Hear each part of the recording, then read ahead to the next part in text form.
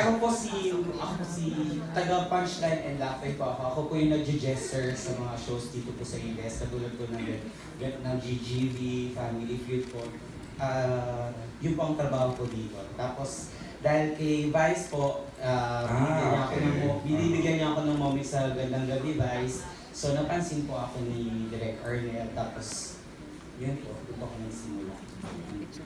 Of course, si Sue has done a lot of teleseries, but for the benefit, syempre, of the question, go ahead, Sue, anak. Hello po, good afternoon. Ako po si Sue Ramirez. I did a couple of teleseries with ABS-CBN.